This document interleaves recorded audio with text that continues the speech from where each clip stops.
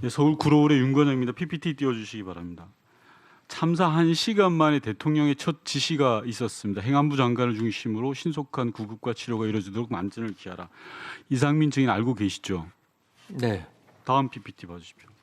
자, 그럼 행안부 장관은 지시를 받고 현장에 도착할 때까지 85분 동안 대체 무엇을 했는지를 살펴봤습니다. 제가 지난번 기간 보고에서 증인에게 물어본 거 기억나시죠? 그때 증인은 이렇게 이야기했습니다. 제가 그 사이 놀고 있었겠습니까? 여기저기 전화하면서 상황을 다 파악하고 있었습니다. 기억나시죠? 네. 다음 PPT. 그래서 이상민 증인의 통화 내역을 살펴봤습니다. 행안부가 제출한 자료입니다. 총 9번의 통화 내역입니다. 이 통화 내역을 하나하나 분석해 보겠습니다. 다음 보십시오.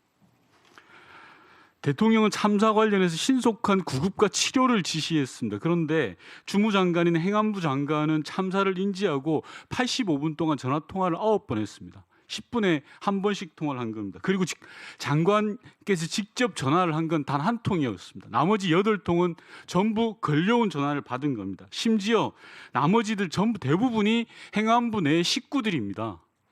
장관님, 대통령 지시로 치료 이행을 위한 복지부 장관과는 아예 통화 자체가 없습니다. 이게 말이 된다고 생각하십니까, 장관님? 그 복지부 장관보다는요. 아니요. 이런 9번의 통화 내역이 경찰과의 통화가 잠시만요, 증인. 생각했습니다. 9번의 통화 내역이 84분 동안 놀지 않고 열심히 한 장관의 활동 내역이 말이 됩니까?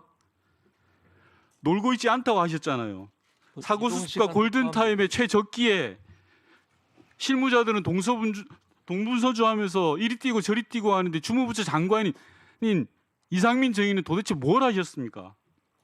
여러 번 말씀드렸습니다만 상황을 파악하고 필요한 지시를 하고 있었습니다. 상황을 파악하고 필요한 지시를 한다고 해서 다음 PPT 봐주십시오. 자, 대통령의 지시인 구급과 치료 관련 조치를 위해서는 응당 소방과 경찰에게 전화를 하셨어야 됩니다. 그런데 이상민 증인은 30분 동안 그들의 전화를 기다리기만 하셨어요. 이게 소방에는 제가 직접 전화를 했습니다. 전화를 했죠. 30분 이후에요. 30분 동안 기다릴 일입니까? 오로지 기다리는 게 이상민 증인 장관의 하고 있었습니다. 제가 질의하고 있습니다. 기다리는 게 행안부 장관의 역할이고 몫입니까? 그게 그러니 대한민국 정부가 움직이지 않는 겁니다.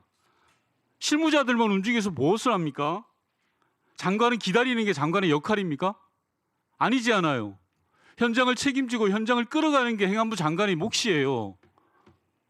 그런 역할을 방기했다고 많은 의원들이 질의하고 있고 국민들은 그렇게 생각하고 있는 겁니다. 다음 PPT 봐주십시오. 사고 직후의 핵심 인사들의 첫 번째 지시 내용입니다. 자, 왼쪽의 지시 내용과 오른쪽의 지시 내용의 차이가 무엇으로 보입니까, 증인? 말씀 주시면 듣겠습니다. 좋습니다. 여기서 이상민 증인이 지시했던 내용이 무엇인지 알고 계시죠? 기억나십니까? 조금 전에도 말씀하셨어요. 현장 상황 파악입니다. 다음 PPT 봐주십시오. 자, 이건 제가 조사를 해봤습니다. 참사에 대한 보고를 받고 각 주체들이 첫 번째 지시까지 걸린 시간과 지시의 주요 내용입니다. 대통령은 신속한 구급 치료 안전, 서울시장은 수습본부 설치, 서울청장은 가을부대 급파, 경찰청장은 총력 대응. 그런데 주무장관인 행안부 장관은 현장 상황 파악입니다. 이게 말이 됩니까? 의원님 말씀하시는 사실과 좀 다릅니다. 사실과 다르다고요? 이 자료는 행안부에서 제출한 자료를 기반으로 했고요. 제가 질의할 때 답변하십시오. 참담합니다. 주무장관의 첫 번째 지시가 현장 상황 파악이라는 것은 말도 안 됩니다. 이건 행안부의 수치라고 생각합니다. 행안부는 대한민국의 국민의 안전을 책임지는 주무부서입니다. 수준이 도대체 이거밖에 안 됩니까? 물론 증인께서는 그 다음 이러이러한 지시를 하셨다라고 하겠지만 제가 방금 말씀드리는 건 주요 인사들, 대통령을 비롯한 주요 인사들의 첫 번째 지시사항이기 때문에 그렇습니다. 다음 PPT 봐주십시오. 이상민 장관 취임사 기억나십니까? 증인 취임사? 네. 취임사를 제가 살펴봤습니다. 국민 모두가 안전하고 이게 대한민국이 꿈꾸는 세상이다라고 이야기하셨습니다. 자, 이번 이태원 참사에 대해서 묻겠습니다. 국가가 국민의 안전을 책임졌습니까? 장관으로 답변해 보십시오. 국가가 국민의 안전을 책임졌나요? 네, 미흡한 점을 인정합니다.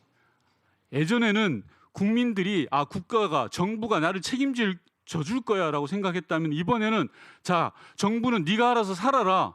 이렇게 내몰았다고 생각합니다. 아무도 책임지지 않는 나라입니다. 장관 어떻게 생각하십니까? 뭐 그건 약간 좀 과한 말씀이고요. 어느 공직자도 그런 마음 자세로 일하지는 자, 무엇이 과한지를 말씀해 보십시오. 159명이 서울 한복판에서 목숨을 잃었습니다. 주무장관인 장관께서 그걸 과하다고 이야기하실 부분이 아니라고 생각합니다. 장관 어떻게 생각하세요? 지금 의원님께서 네가 알아서 살아라라는 정도는 좀 과한 표현이라고 생각을 하고요.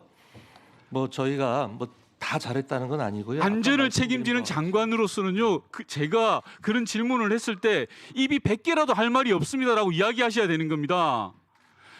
이런 국민들의 정서와 마음을 과하다라고 이야기하는 것 자체가 상황을 제대로 인식하고 있지 못한 겁니다. 아직도 여전히 이 상황이 무엇이 문제인지, 그리고 공직자로서의 자세가 무엇인지, 행안부 장관으로서의 역할이 무엇인지 정의는 전혀 모르고 있다고 생각합니다. 다음 PPT 봐주십시오. 예, 네, 유가족 여러분들 좀 진정해 주시기 바랍니다. 네. 대통령께서 얼마 전에 이런 말씀을 하셨습니다. 책임 있는 사람에게 딱딱 물어야 한다. 11월 달 대통령의 메시지입니다. 최근 메시지입니다. 정부적 책임도 책임이 있어야 묻는 거다라고 말씀하셨습니다. 좋습니다. 이상민 증인 조금 전에 책임이 있다고 말씀하셨습니다. 책임 인정하시죠? 네, 그렇습니다. 자, 책임을 어떻게 지겠습니까? 제가 대통령은 정부적 책임도 책임이 있어야 묻는 거라고 했으니 증인은 책임이 있다고 하셨습니다. 그 책임을 어떻게 다하겠습니까? 국민 앞에 어떻게 다하겠습니까? 책임을 다하는 방법은 여러 가지가 있다고 말씀을 드렸고요. 자리를 지키겠습니까? 어쨌든 현재 위치에서 자리를 지키고 안 지키고의 문제가 아니라 현재 위치에서 저는 마지막까지 좋습니다. 최선을 사의 다할 표명이라도 하시겠습니까? 것입니다. 글쎄 그거는 뭐 나중에 생각을 해보겠습니다. 사의 표명 하시겠습니까? 안 하시겠습니까? 현 위치에서 최선을 다하겠다는 사의 말로 표명 안 하는 걸로 발언을 이해해도 하겠습니다. 되겠습니까?